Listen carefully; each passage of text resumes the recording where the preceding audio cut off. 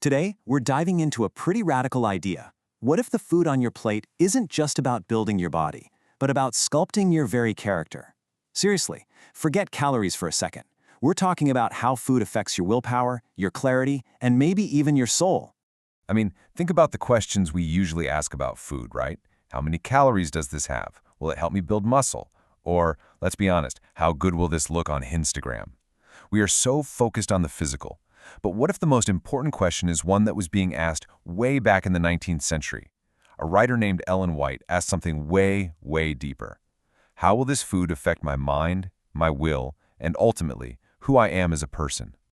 And this brings us right to the core of it all, this idea of a direct chemical link between your digestion and your mental and moral state.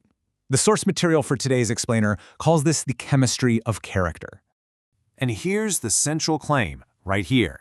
The stomach isn't just some passive fuel tank. It's an active control center that has a massive influence on how you think, how you feel, and how you act.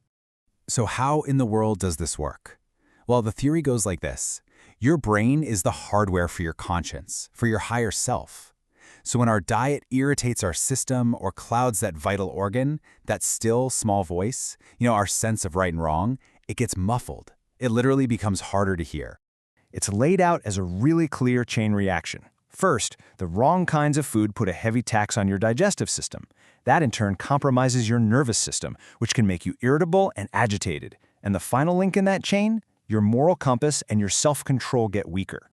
Okay, so I know what you might be thinking. This all sounds a little bit mystical, maybe a little outdated. But what's absolutely fascinating is how this 19th century idea is actually getting a huge nod from modern science. Today, scientists have a name for this connection, the gut-brain axis. And it's for real. It's a recognized two-way superhighway of information buzzing between your gut and your brain. They are constantly talking to each other, influencing everything from your mood to the decisions you make. And here is the kicker. This number is just staggering. About 95% of your body's serotonin, that's the key chemical for regulating your mood, your happiness, your impulse control. It's not made in your brain. It's produced in your gut. So what you eat is literally creating the chemicals that dictate how you feel. So just think about it.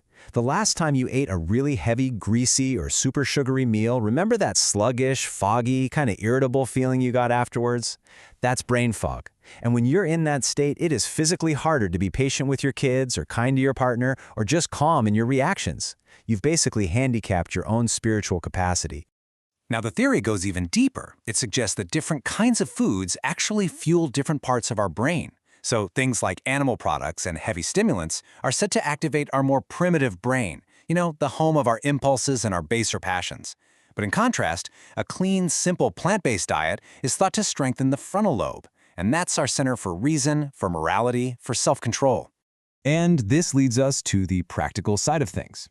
If this connection is real, then our appetite, it becomes the primary training ground, the main gym for every other kind of self-discipline.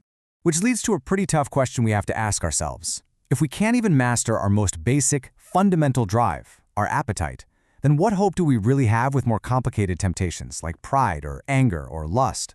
The whole argument is that self-control starts right there at the dinner table. So I want you to start thinking of your willpower like a muscle. Every single time you choose a simple, nourishing meal over some destructive craving, you're basically doing a rep at the gym. You're strengthening that will muscle, and you're reminding your body that your higher self, your spirit, is the one in charge. Now, it's really important to say the goal here isn't some rigid, joyless legalism. It's about temperance. And that means two things, not only avoiding what's obviously harmful, but also using good things wisely. Because even healthy food, if you eat way too much of it, can tax your system and cloud your mind. So what does all this actually mean for us, right here, right now, living in this crazy modern world? It means that what you choose to put on your plate is way more than just a choice. It's an act of rebellion. Because, let's be real, this is the world we live in. We are surrounded 24/7 by snacks that are scientifically engineered to be addictive, constant temptation everywhere we look, and a culture that tells us to give in to every single craving. Making a conscious, good choice is harder than it has ever been.